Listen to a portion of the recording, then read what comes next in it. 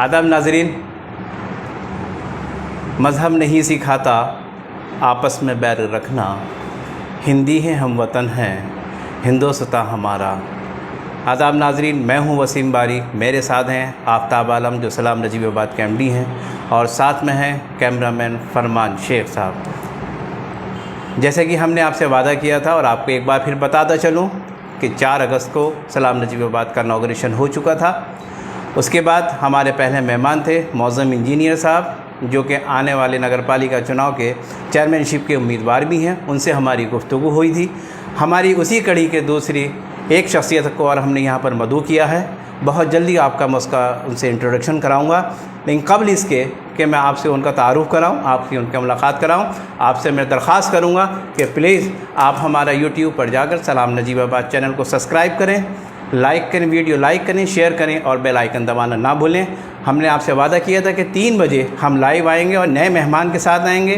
नए मेहमान की हमारी क्या सोच होगी, शहर को वो क्या देना चाहेंगे और शहर उनसे क्या मुतालबात करता है, हम उनसे सवाल करेंगे। जो आज के हमारे मेहमान हैं, एक ऐसी शख्सियत है कि जिसके घर में आज से 20 साल कबल चेयरमैनशिप रह चुकी है। उसे अपने 20 साल कबल का एक तजर्बा है और नगर को संभालने का होश और हुनर वो शख्सियत जानती है।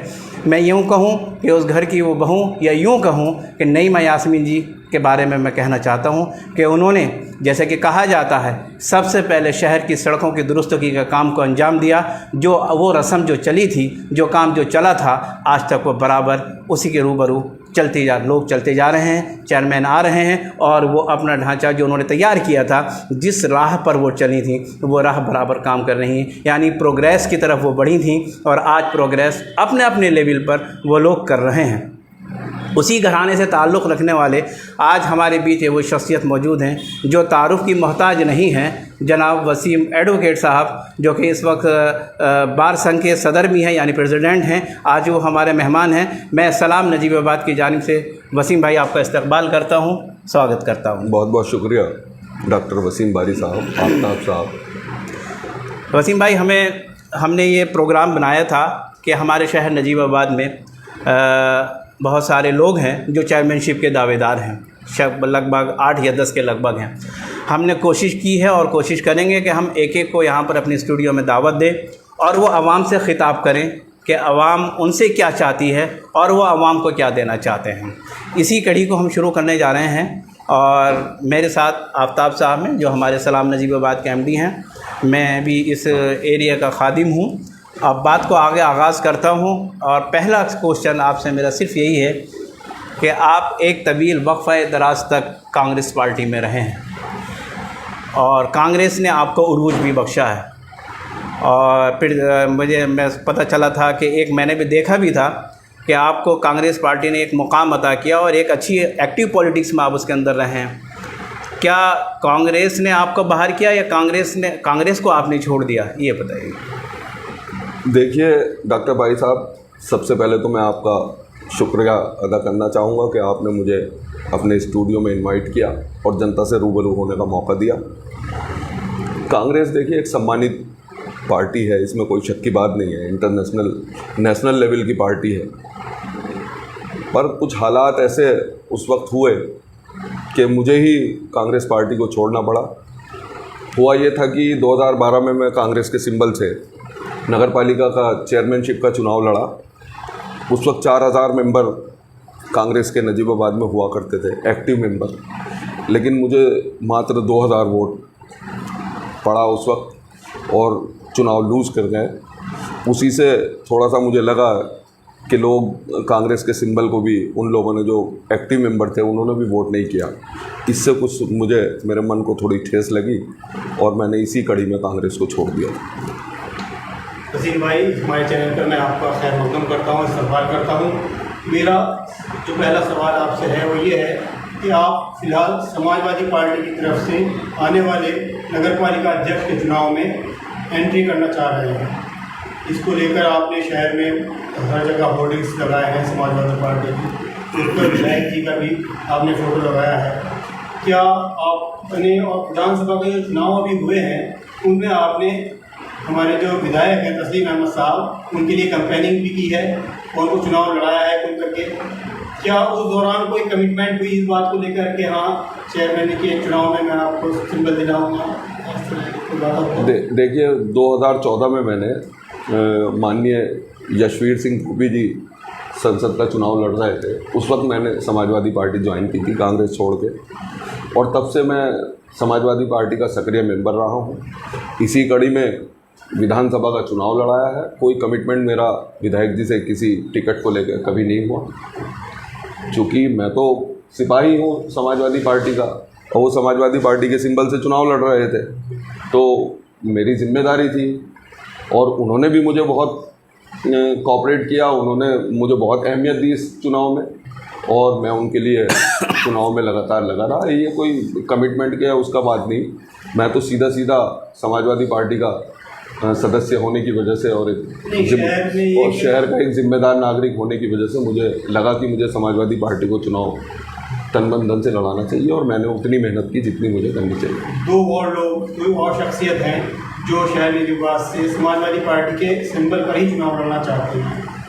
एक मौजूदा चेयरपर्सन हैं और एक हाजी फजल साहब, वो भी दावेदारी कर रहे हैं। आप भी समाजवादी पार्टी से चुनाव लड़ने की तैयारी कर रहे हैं, क्या उम्मीद है आपको? क्या लगता है टिकट को लेकर क्या संभावना है? देखिए, मैं और मेरा परिवार बहुत पॉजिटिव सोच के लोग रहे हैं। 1995 से 2000 तक मेरी बड़ी भाभी सम्मानित नईमा यास्मीन जी, पत्नी शमीम अहमद एडवोकेट साहब, मेरे बड़े भाई, यहाँ चेयरमैन रही हैं। उन्होंने नगर को दिखाया है काम करके कि कैसे विकास किए जाते हैं। एक एक सड़क, एक एक नाली को उन्होंने, उस समय जबकि पैसे की बहुत किल्लत रहा करती थी नगर पालिका में, उसके बावजूद भी उन्होंने बहुत प्रोग्रेसिव और एग्रेसिव होकर काम किया और उन्होंने नगर का विकास किया। उसे कोई भूला नहीं है। इसी कड़ी में कोई बहुत सारे लोग होते हैं जो अपनी अपनी दावेदारी पेश करते हैं, और मैं भी उसी कड़ी में से एक कड़ी हूँ। अब ये किस्मत की बात है, और या जैसे भी हमारा एक्ट है, हमारे चुनाव लड़ाने का तरीका है, माननीय विधायक जी का सहयोग है, जैसा भी मुझे सब कुछ सामने आता है देखते हैं।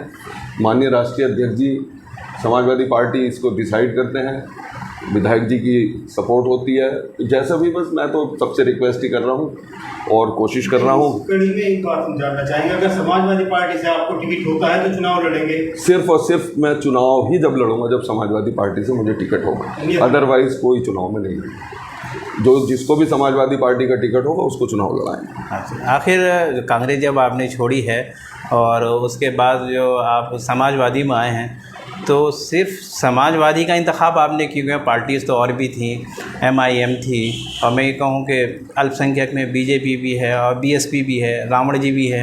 आखिर ऐसा क्या महसूस किया आपने कि मैं इस पार्टी के अंदर ज़्यादा प्रोग्रेस कर सकता हूँ या इसमें ज़्यादा सेफ? एक्चुअली माननीय मुलायम सिंह जी की नीतियाँ, माननीय अखिलेश जी की नीतियाँ, और जो अखिलेश जी ने जो काम किए थे मुख्यमंत्री बनने के बाद, उन सब से बहुत ज़्यादा प्रभावित होने के बाद ही मैं समाजवादी पार्टी में आया हूँ। दूसरी पार्टीज़ में जाने का कोई तुक नहीं थी, कोई मौका नहीं था। जब कांग्रेस जैसी पार्टी छोड़ी है तो फिर उसके बाद समाजवादी ही अल्टरनेट है, उसके अलावा कोई उसका अल्टरनेट नहीं। चलिए, तो आपका एक निजी सवाल थे हमारे, जब हमने आपसे पूछा कि कांग्रेस क्यों ज्वाइन की और आप समाजवादी में क्यों आए, और टिकट के लिए आपने बता दिया कि अगर समाजवादी टिकट होता है तो आप फील्ड में आएंगे चेयरमैनशिप में, अदरवाइज़ नहीं आएंगे। इससे अगर हम आगे चलते हैं कि आपने जब आए हैं चेयरमैनशिप के इलेक्शन में, अगर आप लड़ने का अगर आपका इरादा हुआ और आपको टिकट हुआ, तो जब आपने सोचा तो इससे पहले आपने नजीबाबाद का रोड मैप पर स्टडी की होगी, मुझे उम्मीद है। बिल्कुल। आखिर क्या कमी महसूस की कि नजीबाबाद के अंदर वो कमी है और वो कमी मैं दूर कर सकता हूँ? ज़रा आवाम के बारे में देखिए बारी जी, आफ्ताब जी, ये कोई, मैं अगर कुछ बढ़ा चढ़ा के कहूँ तो ये अच्छा नहीं होगा।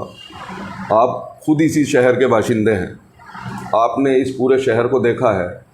पिछले 10 सालों में एक भी कोई काम आप मुझे बताएं कि विकास का कोई ऐसा कार्य हुआ जिससे जनता को कोई लाभ मिला, कोई एजुकेशन को लेके, कोई मेडिकल लाइन को लेके, किसी चीज़ में। रोड वैसे के वैसे ही पड़े हैं, रोड बनती है, पीछे से आज बननी शुरू हुई, कल टूटनी शुरू हो जाती है, उसके पीछे से रिपेयर करना शुरू कर देते हैं।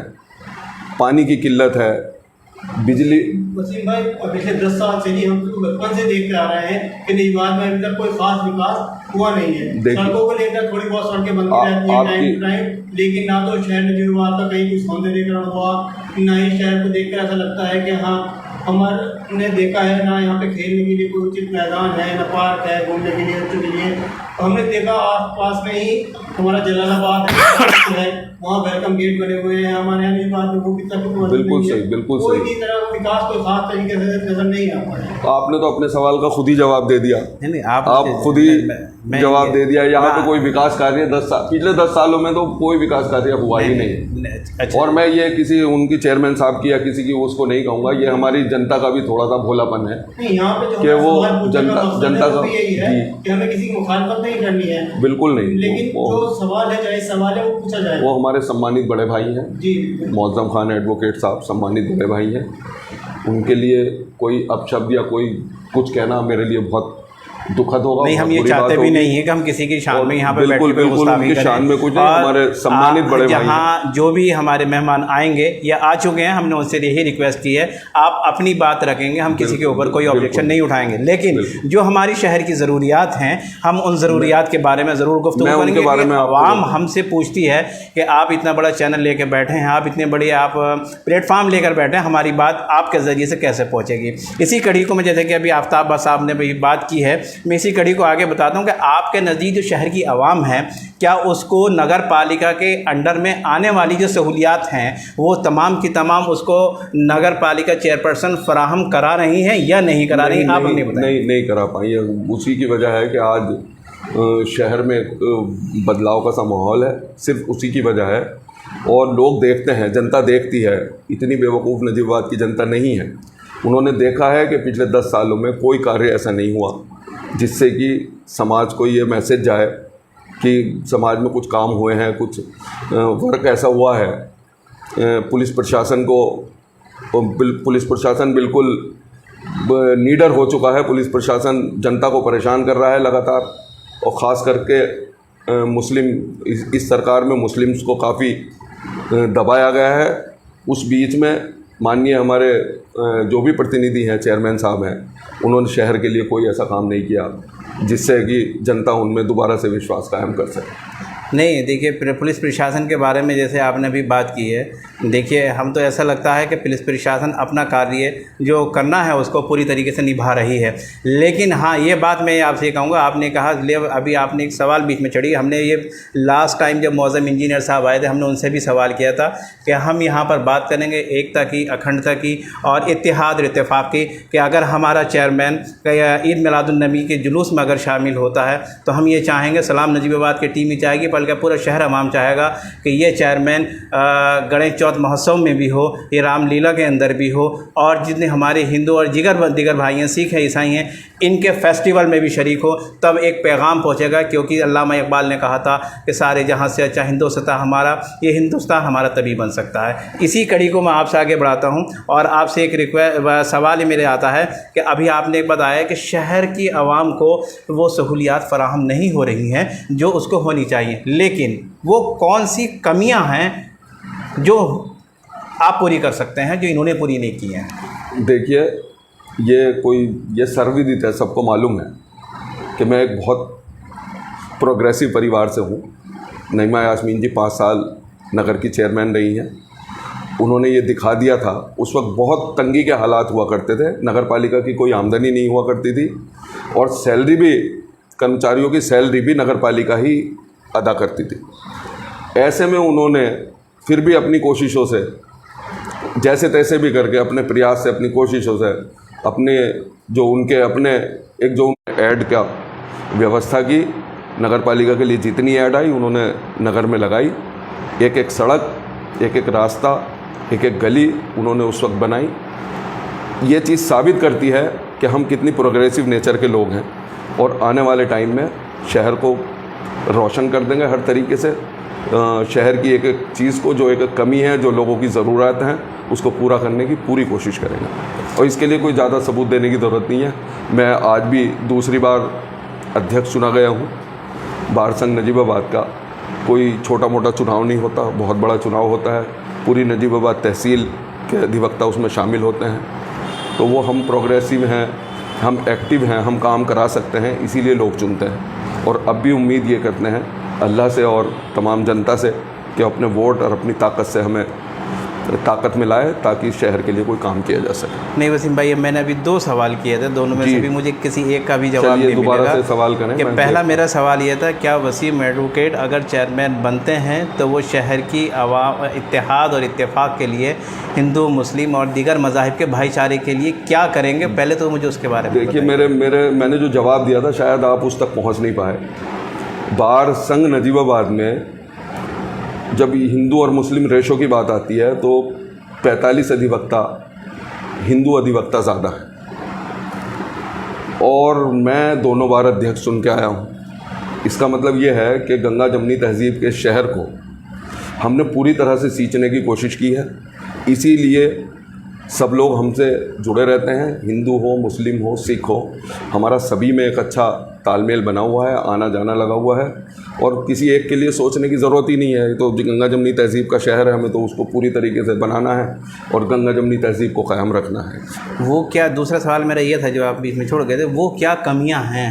जैसे कि आप बता रहे हैं कि 10 साल में मौजूदा चेयरपर्सन ने अभी तो कुछ नहीं किया, वो क्या कमियां हैं जो शहर की आवाम को नहीं मिल पा रही? मैंने कुछ बताया है। देखिए, एक सबसे शुरू में आपने कहा था, एक बहुत छोटी सी चीज़ जो एंट्री गेट होता है वो अभी तक नजीबाबाद को नहीं दिया गया। कोई स्टेडियम नजीबाबाद के पास नहीं है, कोई मेडिकल सहूलत नजीबाबाद के पास नहीं है, जिसे नगर पालिका कर सकती है। ऐसा नहीं है कि नगर पालिका कोई हॉस्पिटल दे सकती है? नगर पालिका क्यों नहीं दे सकती हॉस्पिटल? नगर पालिका ऐड दे सकती है हॉस्पिटल के लिए, नगर पालिका मदद कर सकती है लोगों की, एम्बुलेंस दे सकती है नगर पालिका मेडिकल सहूलतें दे सकती है, एजुकेशन दे सकती है। MGM इंटर कॉलेज है, उसका बुरा हाल कर दिया। हम आएंगे उस 10 सालों में। आप छेड़ना चाह रहे हैं मुद्दा, वो हम इस पर आएंगे, आगे है। अब आपने अभी बजट के बारे में बात करी थी, अप्रॉक्सीमेटली कितना बजट नगर पालिका को पर ईयर मिलता है? देखिए, अप्रॉक्सीमेटली तो मैं एग्जैक्ट तो नहीं बता सकता, लेकिन हमारे टाइम में तो बजट कम हुआ करता था, नईमा यास्मीन जी के टाइम में। लेकिन अब तो मैंने ये सुना है कि 5 साल में कम से कम 500 करोड़ रुपए का लगभग बजट नगर पालिकाओं के लिए 5 साल में 100 करोड़ के आसपास का बजट सालाना। 100 करोड़ पर ईयर, यानी 1 अरब पर ईयर शहर को। मैं श्योर नहीं हूँ। तो शहर नजीबाबाद पेरिस बन जाना चाहिए साहब। तो पेरिस बना ही देना चाहिए। आप मुझसे क्यों बाकी की बात कराना चाह रहे हैं? नहीं, हम तो आपसे सवाल करेंगे। आपके स्टूडियो में बैठ के बने नहीं है क्या? आपने देखा नहीं है? पिछले कार्यकाल में आपने सहारनपुर को नहीं देखा? जी बिल्कुल देखा। देखिए कितना, अगर आप हिसाब लगा के देखेंगे तो 200 करोड़ रुपए कम से कम नगर पालिका में खर्च हुए हैं 5 साल में वहाँ नियर अबाउट। और ये वैसे ही नहीं हुए पर ईयर जो है नजीबाबाद, यानी एक नगर पालिका को लगभग हम जैसे लेवल को मिलता है। लगभग मैं श्योर नहीं है, लेकिन लगभग इतना। और ये इसमें ऐसी योजनाएं होती हैं बारी जी कि क्योंकि हम तो थोड़ा सा इस चीज़ को टच में रहे हैं, बहुत छोटी चीज़ों के लिए बहुत बड़े बड़े बजट आते हैं। उसका क्या तहस नहस कर दिया जाता है इसको बताने की कोई ज़रूरत नहीं है, वरना उस बजट से बचने के बाद जो नगर पालिकाएँ परमिशन दे देती हैं छोटी मोटी चीज़ों के लिए, सही करने के लिए, अगर उसको ईमानदारी के साथ लगा दिया जाए तो पेरिस से भी अच्छा शहर बन सकता है। लफ्ज़ ईमानदारी जब आपने कहा तो हमारी जो पिछली बार एक मेहमान यहाँ पर आए थे तो उन्होंने हमसे ये बात यहाँ आवाम के सामने कही थी कि जब कोई कमिटमेंट किसी ठेकेदार से हम करेंगे कैमरों की रोशनी में होगा और उसमें कोई करप्शन नहीं होगा। मेरा मानना ये है कि करप्शन वर्ड आया कहाँ से यहाँ पर नगर पालिका में? अगर कोई करप्शन है तो इसका मतलब वो कैमरे में करना चाह रहे हैं। क्या आप भी मानते हैं कि नगर पालिका में कोई करप्शन है? देखिए, ना मानने वाली कोई बात ही नहीं है। इतने बड़े बड़े बजट आने के बाद ये सब दिखाई दे जाता है। ये जो बोरिंग है, कुआं जो बनता है नगर पालिका का, इनके बजट 35-40 लाख रुपए के बजट नगर पालिका को मिलता है। 50 लाख तक के बजट होते हैं। आप बेहतर जानते हैं कि कितना पैसा इसमें लगा रहे हैं, क्या है। अभी आफ्ताब भाई अभी आपके आने से पहले आफ्ताब भाई से बात चल रही थी, वो कह रहे थे कि हम एक सवाल हर साथ से पूछेंगे क्योंकि हम इस शहर में रहते हैं और शहर के लोगों से राब्ता हमारा रहता है। आफ्ताब भाई, मुग़ल शाह में पानी बहुत भरता है, आप इस बारे में पूछना चाह रहे थे वसीम भाई, तो क्या उनकी प्लानिंग है, क्या दे सकते हैं अगर वो चेयरमैन बन गए? वसीम भाई हम तो जब से बचपन से अब तक आज लगभग 44 ईयर्स के हो चुके हैं, लेकिन हमेशा से इस समस्या को फेस करते चले आ रहे हैं। बल्कि फेस क्या कर रहे हैं, हर साल पानी का इस्तेमाल बढ़ रहा है, लोग परेशान हो जाते हैं जब पानी बारिश होती है, घरों में पानी भर जाता है। हर चेयरमैन जो भी है वादा करता है, नया प्रत्याशी भी, पुराने चेयरमैन भी, चेयरपर्सन भी हर साल वादा करते हैं कि इस साल नहीं अगले साल आपकी परेशानी दूर हो जाएगी, लेकिन अभी तक उस समस्या जस की तस बनी हुई है। और जो कार्य चेयरपर्सन साहब ने पिछली बार शुरू किया भी था जिसको लेकर के, वो किसी भी कारणवश पूरा नहीं हो पाया। आप अगर चेयरमैन बनते हैं तो इस समस्या से निर्वात वासियों को, मोहल्ले मुख्य वासियों को किस तरीके से दूर कर पाएंगे? देखिए क्या कोई रोड में ऐसा? आफ्ताब भाई, देखिए ये बहुत ही गंभीर समस्या है, इससे हम भी रूबरू हुए हैं और कई बार ऐसे हालात देखे हैं अपनी आंखों से कि वहाँ गए हैं तो चारपाइयाँ और बर्तन वहाँ पानी में तैरते हुए मिले।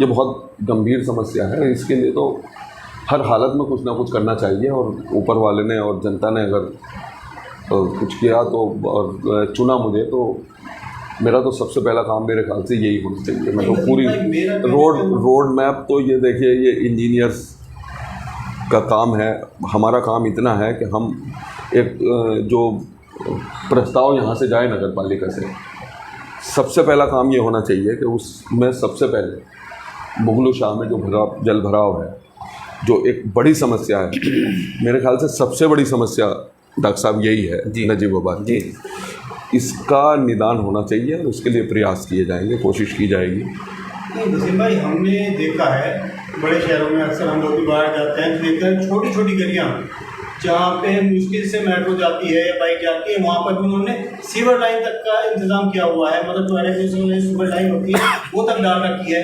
यहाँ इतनी चौड़ी सड़क होने के बावजूद क्या वजह है? आखिर क्या सही करके सही प्लानिंग से काम नहीं हुआ, बेढंगे तरीके से काम हुआ है, किस वजह से हुआ कि काम बिल्कुल फ्लॉप हो गया, आगे लोग जा ही नहीं सके, पानी नहीं निकल पा रहा? ये बहुत ही शानदार सवाल आपने किया है। ये आपने भी हमने भी देखा है कि नजीबाबाद के अलावा हमारे नज़दीक में एक गुरुद्वारा है, वहाँ पे हर छोटी गली बड़ी सड़कों पे सब में शिवर लाइन, एक शिवर लाइन ही एक इसका अल्टरनेट है। शिवर लाइन जब तक यहाँ नजीबाबाद में या किसी भी शहर में नहीं पड़ेगी तो जल निकासी प्रॉपर नहीं हो सकती। बस एक शिवर लाइन ही इसका हल है और उसके लिए ही कोशिश कर सकते हैं डॉक्टर साहब। इसके अलावा तो कोई फिर यह है कि सब लोग बैठें, शहर के लोग जो जिम्मेदार लोग हैं वो बैठें, बातचीत करें। उम्मीद ये है कि अगर आपको ऊपर वाले ने मौका दिया तो आपका पहला काम है कि मोहल्ला मुग़ल शाह या मुग़ल शाह जैसे इलाके जैसे जहाँ भी जल भराव आप उस परेशानी को निवार करेंगे उसके लिए। और एक बात आपको मैं याद दिलाता चलूँ कि जो भी प्रत्याशी यहाँ के जो बात करेंगे, हो सकता है कि इसकी किस्मत जाग जाए, हम उनको दोबारा यहाँ बुलाएंगे और जो वादे हमारे यहाँ हो, क्योंकि हमारी रिकॉर्डिंग मौजूद है, उनकी रिकॉर्डिंग के अकॉर्डिंग हम उनसे बात करेंगे कि आपने हमसे ये वादे किए थे और आप ये निभाएंगे या नहीं निभाएंगे। और अगर ऐसा हुआ आप चेयरमैन बन गए, गवर्नमेंट हमारी चली रही है, बीजेपी की, योगी जी की गवर्नमेंट है, क्या वसीम एडवोकेट साहब की ज़बान से ये तो नहीं निकलेगा कि भाई मेरी गवर्नमेंट नहीं है, मैं काम नहीं करा सकता, समाजवादी की गवर्नमेंट होती तो मैं करा देता? डॉक्टर साहब, हम बहुत प्रोग्रेसिव नेचर के लोग हैं, हमें किसी सरकार से कोई फर्क नहीं पड़ता। जनता इस चीज़ को फेस कर रही है, नहीं सरकार इस सेंटेंस को फेस कर रही है, वो गलत फेस करा रहे हैं लोग, जो लोग फेस करा रहे हैं वो गलत है। देखिए, सरकार कोई सी भी हो, नगर पालिकाओं के लिए बजट आता है, सरकार कोई सी भी हो काम करती है, वो कोई डिफ्रेंशिएट नहीं करती, हिंदू मुस्लिम ने, सिख ईसाई में कोई डिफ्रेंशिएट नहीं करती, ना ही योगी जी की सरकार कोई डिफ्रेंशिएट कर रही है। एक अलग मामला है कि लोग उस माहौल को कहाँ लेके जा रहे हैं, मैं वहाँ नहीं जाना चाहता। लेकिन ये सच्चाई है कि गवर्नमेंट में इसमें भी बजट बने हैं, इसमें भी बजट आए हैं, नगर पालिका में कोई कमी नहीं आई बजट की, उतना ही बजट बल्कि और उससे ज़्यादा शायद बजट नगर पालिकाओं में आया है जितना समाजवादी की सरकार में आया। इसलिए सरकार को दोष देने की कोई कारण नहीं है, सरकार को दोष देने की कोई ज़रूरत भी नहीं है। यह आपके अंदर की स्किल बताएगी कि आप कितना काम करना जानते हैं और कितना काम सरकार से ले सकते हैं। ये बहाना नहीं होगा, ये कोई बहाना नहीं कि हमारे पास हमारी गवर्नमेंट नहीं है, नॉट एट ऑल, ये कोई बहाना नहीं, ये कोई बहाना नहीं। मैं एक कड़ी और आगे बढ़ता हूँ आफ्ताब भाई। अभी तो वसीम भाई ने एक बात कही थी कि मैं चलता हूँ आज से 25 साल पहले, जहाँ की मैं थोड़ी सी हम लोगों को भी होश था, शायद हमें अख्तर ख़ान साहब मरहूम, अल्लाह उनकी जन्नत नसीब करे, उनसे मुझे वो वक्त याद है। MGM इंटर कॉलेज पे मैं आता हूँ। MGM इंटर कॉलेज की हालत अख्तर ख़ान साहब के वक्त में मुझे पूरी याद नहीं है, लेकिन MGM इंटर कॉलेज जहाँ था वहीं है। उसके बाद मौज़म साहब तशरीफ़ लाए, MGM इंटर कॉलेज जहाँ था वहीं है। उसके बाद मैडम तशरीफ़ लाई, MGM जहाँ था वहीं है। क्या वसीम एडवोकेट अगर चेयरमैन बनते हैं तो इनके दौर में भी उसी की गिनती में आएंगे या कुछ प्रोग्रेसिव स्टेप उसके अंदर नज़र आएंगे? एजुकेशन का सवाल पूरा कर लूँ। एजुकेशन का मैटर है, और एजुकेशन में हमें बड़े अफसोस की बात होती है जब हम अपनी निगाह नगीने की तरफ को दौड़ाते हैं और शेख खलीलुर रहमान साहब के अंडर में चलने वाला, नगर पालिका के अंडर में चलने वाले स्कूल की तरफ देखते हैं। शायद जैसे मुझे कल परसों की नॉलेज है, वहाँ 1200 या 1250 बच्चे हैं और बेहतरीन निज़ाम स्कूल चल रहा है। हमारा शहर इस चीज़ से महरूम क्यों? क्योंकि हमारे शहर के अंदर एक से एक पढ़े लिखे लोगों के हाथ में नगर पालिका आ चुकी है, आके जा चुकी है, लेकिन एजुकेशन की तरफ ध्यान नहीं है। क्या करेंगे वसीम एडवोकेट इसका? मैं इसका जवाब आपको इस तरह से देना चाहूँगा कि आपको मैं 25 साल 20 साल पीछे लेके जाऊंगा। जब नईमा यास्मीन जी चेयरपर्सन बनी थी नजीबाबाद की, तो उन्होंने सलाहियत के साथ MGM इंटर कॉलेज को टारगेट किया था, और उस टाइम 600 से ज़्यादा बच्चा MGM में उनके 5 साल के कार्यकाल में वहाँ शिक्षा ली। शिक्षा का स्तर बहुत ठीक हो गया, लेकिन उसके बाद जैसे ही चेंज हुआ, फिर धीरे धीरे उसकी तरफ से ध्यान हटता चला गया। और शिक्षा का स्तर में देखो, शिक्षित लोग हैं, हमें ऊपर वाले ने शिक्षित किया है, तो हमारी जिम्मेदारी बनती समाज के प्रति कि उसको शिक्षा के लिए कुछ प्रयास किए जाएं। MGM इंटर कॉलेज एक माध्यम है, उसको दोबारा से कोशिश की जाएगी कि उसको प्रोग्रेसिव नेचर करके अपनी और उसको लाया जाए, प्रोग्रेसिव स्थिति में लाया जाए, और उसके लिए कुछ किया जाए ताकि लोगों को उसका कुछ फ़ायदा मिल सके। वसीम भाई, हमारे फॉलोअर्स हैं, हमारे दोस्त हैं, फिरोज़ अहमद मोहल्ला रमपुरा से, उन्होंने एक सवाल दिया है। वो उनका कहना है शिक्षा को लेकर के कि मौजूदा चेयरपर्सन नया डिग्री कॉलेज बनाने के लिए कोशिश कर रहे हैं, भागदौड़ कर रहे हैं, और ज़मीन भी है नगर पालिका की, इस पर कार्य भी शुरू हो चुका है, लेकिन जो मौजूदा स्कूल है उसके लिए कोई कोशिश नहीं कर रही है, वो बस से बदतर स्थिति में है। आखिर जो पुराना स्कूल बना हुआ है उसे मेहनत करके उसे क्यों नहीं दोबारा से शुरू कराया जा सकता, या उसकी क्वालिटी क्यों नहीं बढ़ाई जा सकती? बहुत अच्छा सवाल है फिरोज़ साहब का, और जवाब सिर्फ यही दिया जाएगा कि जब ऊपर वाले ने मौका दिया और जनता ने चुना तो कोशिश की जाएगी उसके लिए। भाई ये है तो शर्म की बात, चेयरपर्सन के लिए ये शर्म की बात है कि एक ही संस्था उनके अंडर में आती है नगर पालिका के, और उसी का हाल बेहाल है। तो हमें चाहिए कि हम उसके लिए कुछ करें। और रही बात उसकी नए डिग्री कॉलेज की, उसकी हालत भी क्या करके डाल दी है, मैं कुछ कहना नहीं चाहता इस बारे में। डिग्री कॉलेज अब तक बन जाना चाहिए था, वो उसके लिए कोई प्रयास नहीं किए जा रहे हैं। वो बता देते हैं, हाँ, वो बार बार कहते रहते हैं, इसके लिए कुछ करते नहीं हैं। आसान रास्ता है, नगर पालिका में 5 साल के लगभग जब नज़दीक आ जाएंगे, जब चेयरमैनी का नया चुनाव सामने आएगा, चेयरमैनशिप का नया चुनाव सामने आएगा, तो वो उस चीज़ को राइट लेफ़्ट करके और दूसरे मुद्दे उठा के बीच में आ जाएंगे और कहेंगे कि सामने कोई बड़ा चेहरा नहीं है, कि इनके अलावा कोई चेयरमैन नहीं बना। एक्चुअली क्या है, देखिए, हम बहुत छोटे परिवारों से उठ के आए हैं, और जो हमारे मौजूदा चेयरमैन हैं वो एक लॉर्डशिप टाइप के लोग हैं। उनके दिमाग में एक बात बसी रहती है कि बस परिवार को चुनेंगे लोग, समाज में हमारा रुतबा ज़्यादा बड़ा है। लेकिन परिवर्तन कुदरत का नियम है, और कुदरत ज़रूर ये परिवर्तन लाएगी, और इंशाल्लाह नजीबाबाद में प्रोग्रेस देखने को मिलेगी। इंशाल्लाह बिल्कुल जनता परिवर्तन की तरफ देख रही है, और अगर ऊपर वाले ने हमें मौका दिया तो इंशाल्लाह कुछ ना कुछ ऐसा करेंगे जिसे याद किया करेंगे लोग। इंशाल्लाह पहले भी याद किया है लोगों ने नईमा यास्मीन जी को। वसीम भाई, 2-3 सवाल और हैं जो आवाम की जानिब से इस माध्यम से आए हैं, और क्योंकि वक्त भी बड़ा शॉर्ट है, इस बारे में हम कोशिश करें जल्दी आप उसमें जवाब देंगे, हम भी सवाल करेंगे। अभी आपको जैसे कि मालूम हो कि नजीबाबाद एक ऐसा शहर है जहाँ की गंगा जमुना तहज़ीब पूरे हिंदुस्तान में मशहूर है। ये पूरा हिंदुस्तान बड़े फ़ख्र के साथ कहता हूँ कि हिंदू मुस्लिम सिख ईसाई आपस में इतने मिल कर रहते हैं कि जहाँ में फ़साद होते हैं, लेकिन नजीबाबाद का यह इत्तेहाद इस फ़साद को आग से बचने से बचा लेता है। अफसोस हमें इस बात का है ईद मिलन और होली मिलन, ये दो छोटे से मशायरे हुआ करते थे। ये होली के लिए मुसलमान भाई अरेंज करते थे और नगर पालिका का उसके अंदर रोल रहता था, और ईद मिलन जो हमारे हिंदू भाई करते थे, नरेश चंद जी उसको करते थे। बड़े अफसोस की बात है, कई सालों से, शायद 5-7 साल से वो बंद हुआ है। क्या उम्मीद रखें आने वाले चेयरमैन से हम? देखिए, ये सिलसिला चलेगा या बंद हो गया? ये सिलसिला चलना चाहिए और इंशाल्लाह हर हालत में चलेगा, और इसकी शुरुआत अगर मुझे ऊपर वाले ने मौका दिया, जनता ने मौका दिया, तो इसकी शुरुआत मैं करूँगा। ये मेरी जिम्मेदारी, आपसे वादा है। बहुत बढ़िया। दूसरा ये है कि जब हम, एक सवाल ये आता है कि हम यहाँ से संडे में ज़्यादातर लोग बाहर जाने की सोचते हैं और अपना सूबा छोड़ के कोटद्वार जाते हैं। हमें बड़ा अफसोस होता है कि हमारा ज़िला बिजनौर और शहर नजीबाबाद, और शहर नजीबाबाद नवाब नजीबुद्दौला का शहर और नवाब नजीबुद्दौला का किला, बस हमारे नज़दीक यही है। यहाँ पर लोग जाते हैं तो दूसरी बार जाने के लिए सोचते भी नहीं हैं, जैसी उसकी कंडीशन हुई भी है। हम गए, एक मरतबा नगीना गए, तबीयत देख के बड़ी खुश हुई। छोटे हम बच्चों को लेके गए, उसको हमने पार्क दिखाया। और एक मरतबा नहटौर जाना हुआ। नहटौर कितना छोटा सा कस्बा है जहाँ के एक रेलवे स्टेशन का प्लेटफॉर्म भी नहीं है। उसकी झील देखी, वहाँ के चेयरपर्सन मरहूम सिद्धू साहब ने उसको सजाया।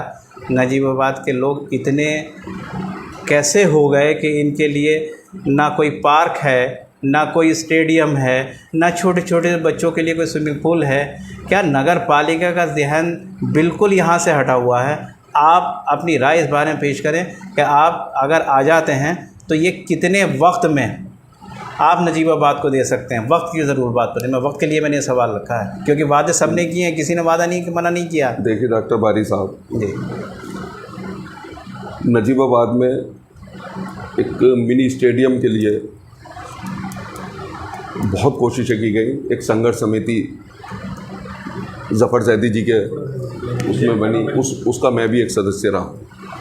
बहुत कोशिशें की गई लेकिन उस वक्त सफल नहीं हो पाए। अब फिर से दोबारा से उसको अमल में लाया जाए, मैं भी उसमें सहयोग करूंगा, कोशिश करूंगा, क्योंकि कम से कम एक स्टेडियम तो सबसे ज़्यादा ज़रूरी है नजीबाबाद के लिए। हमारी माएँ, बहनें, भाई गलत सलत रास्तों पे चले जाते हैं, सड़कों पे किसी का एक्सीडेंट हो जाता है, कोई कहीं घायल हो जाते हैं। कोई ऐसी जगह नहीं है जहां बुज़ुर्ग लोग और हमारे जो स्वास्थ्य लाभ लेने वाले लोग किसी जगह जाएं, घूमें फिरें। तो एक पार्क की तो यहाँ नजीबाबाद को बेइंतहा ज़रूरत है, और मुगलू शाह के पानी के बाद अगर कोई प्रायोरिटी होगी तो ये स्टेडियम पहली मेरी प्रायोरिटी। हम लोग छोटे थे और जो स्कूल की शिक्षा ले रहे थे तो सभी स्कूल के जो ग्राउंड्स थे वो बाहर के बच्चों के लिए भी खुले हुए रहते थे कि आप किसी भी टाइम, आप स्कूल टाइम के बाद आप आएँ, खेल सकते हैं, कोई एंट्री फीस नहीं थी, कुछ नहीं था। आज सभी स्कूल ने, इंटर कॉलेजेस ने अपने ग्राउंड बाहर वालों के लिए बंद कर दिए हैं बिल्कुल। और एक ग्राउंड अगर बचा है तो स्टेप ग्राउंड बचा है, जिसकी हालत बहुत ही दयनीय स्थिति में है, और वो भी आज के इंटर कॉलेज का ग्राउंड है जहाँ पर बच्चे खेलने तो चले जाते हैं, कोई उसमें एंट्री फीस वगैरह नहीं है, लेकिन वो खेलने लायक नहीं है। तो स्कूल मिलाकर के एक भी ग्राउंड आज अवेलेबल नहीं है। अगर क्या नगर पालिका अपने स्तर से कोई ग्राउंड नहीं मुहैया करा सकती है? मैंने भी आपको बताया था कि इतना बजट है नगर पालिका के पास। अगर वो,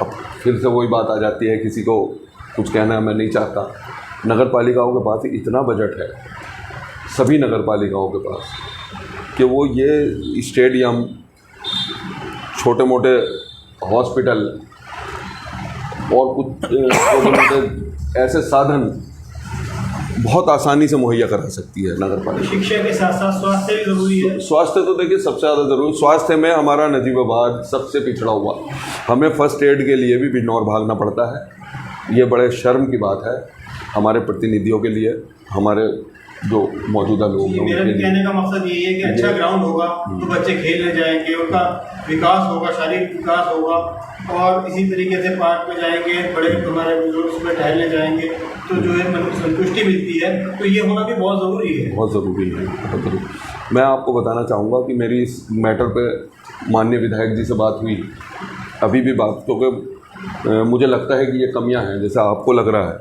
क्योंकि मैं भी इसी शहर का बासिंदा हूँ, मुझे भी ये कमियां महसूस होती हैं।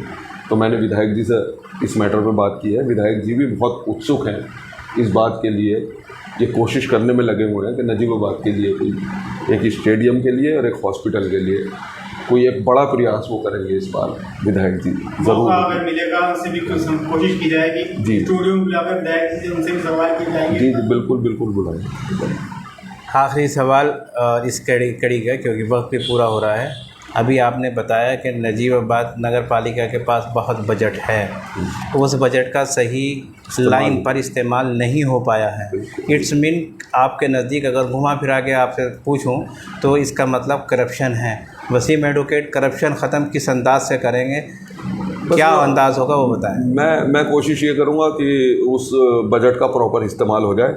इससे ज़्यादा आसान तरीका करप्शन ख़त्म करने का कोई नहीं, उसका प्रॉपर तरीके से इस्तेमाल हो जाए। इतना बजट सड़कों के लिए, इतना बजट बहुत दिगर ज़रूरियात के लिए, लोगों की गरीब लोगों की ज़रूरियात के लिए बहुत सारे बजट नगर पालिका में आते हैं।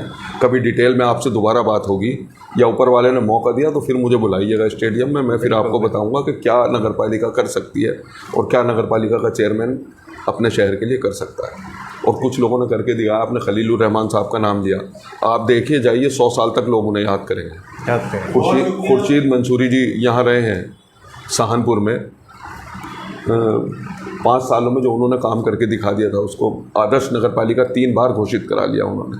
और नजीबाबाद पिछले हमारे टाइम में आदर्श नगर पालिका घोषित हुई थी, उसके बाद से आज तक ये नगर पालिका आदर्श घोषित नहीं हुई है और कोई काम नहीं हुआ। सच्ची बात यह है कि ईमानदारी से, मेहनत से कोई काम नहीं हुआ। और पिछले 10 सालों में तो नजीबाबाद को और पीछे धकेला गया है, बजाय आगे लाने की पीछे धकेल दिया गया है। आप थे वसीम एडवोकेट साहब, जिनसे हम बात कर रहे थे सलाम नजीबाबाद के ऑफिस में, लाइव दिखा रहे थे और उनकी मन की बात आप तक पहुंचा रहे थे। उन्होंने बताया कि उनके यहाँ से काम आगाज़ हुआ था, जैसे कि मैंने शुरू से बताया कि रोड वगैरह का शुरू हुआ था। अगर वो चेयरमैन बनते हैं, हमने उनसे बता दिया कि आपकी एक एक बात हमारे यहाँ रिकॉर्डेड होगी और अगर उसके बाद कुछ वादा खिलाफी हुई तो इसी स्टेडियम में आपकी पकड़ भी हो सकती है। जनता के हुक्म के मुताबिक, हम कोई नहीं होते कि हम आपकी पकड़ करेंगे। बहरहाल आपने कहा है कि अगर वो चेयरमैन बन जाते हैं तो सबसे पहला काम उनका होगा कि मुगल शाह के अंदर जो जल भराव है या मुगल शाह जैसी कंडीशन अगर कहीं आती है तो सबसे पहला कदम वो होगा। उसके बाद वो स्टेडियम को लेंगे और उसके बाद MGM इंटर कॉलेज को लेंगे। है तो उनके जहन के अंदर छाई हुई है, यानी कि वो हर फील्ड के ऊपर अपनी निगाह लगाए हुए हैं। शहर का अभी कोई पूरी तरीके से विकास नहीं हुआ है। नगर पालिका में उन्होंने बताया कि करप्शन है और उस करप्शन को वो अपने अंदाज से दूर करने के अंदर मुस्तैद हैं। जब वक्त मिलेगा तो उस करप्शन को भी वो दूर करेंगे। इससे पहले मेहमान आए थे, उन्होंने भी करप्शन के ऊपर बहुत सारी बातें की थी। उन्होंने भी कहा था कि मैं आऊँगा तो मैं करप्शन दूर करूँगा। देखते हैं, वक्त आने दे, बता देंगे तुझे है आसमां। हम अभी से क्या बताएं, क्या हमारे दिल में है। बहुत कुछ अरमान वसीम एडवोकेट अपने दिल के अंदर समाये हुए हैं कि अगर आवाम उनको खिदमत का मौका देती है तो फील्ड में आएंगे और फील्ड में आकर आवाम की जितना से जितना हो सकता है खिदमत करेंगे। इन्हीं अल्फाजों के साथ मैं शुक्रिया अदा करता हूं कि वसीम एडवोकेट साहब का कि उन्होंने हमें अपना कीमती वक्त दिया। अब प्रोग्राम के अख्ताम के लिए मैं रिक्वेस्ट करूंगा आफ्ताब आलम साहब से कि 2 अल्फाज कहकर प्रोग्राम का अख्ताम। बहुत शुक्रिया वसीम भाई का जो हमारे स्टूडियो में आए, अपने ख्यालात रखे। लेकिन यहाँ प्रोग्राम ख़त्म करने से पहले मैं एक बात कहना चाहता हूँ, क्योंकि नजीबाबाद की आवाम ने हमसे एक प्रश्न रखा है और हमारे फॉलोअर्स हैं, जो व्यूअर्स हैं, उन्होंने भी ये बात कही है कि जो मौजूदा चेयरपर्सन हैं आप उन्हें स्टूडियो में बुलाइए और उनसे सवाल कीजिए। तो हम लोग इंशाअल्लाह पूरी कोशिश करेंगे। पहले हमारी कोशिश यही है कि जो नए भावी चेयरमैन पद के उम्मीदवार हैं उन लोगों को यहाँ बुलाया जाए, उनसे सवाल जवाब किए जाएँ कि उनका क्या विज़न है, क्या उनका रोड मैप है। आखिर में आकर के हम कोशिश करेंगे जो मौजूदा चेयरपर्सन हैं जनाब मौज़म खान एडवोकेट साहब, उनको भी बुलाया जाएगा और यहाँ जनता उनसे सवाल जवाब करें। इस तरह का पूरा इंतज़ाम किया जाएगा। जय हिंद, जय भारत।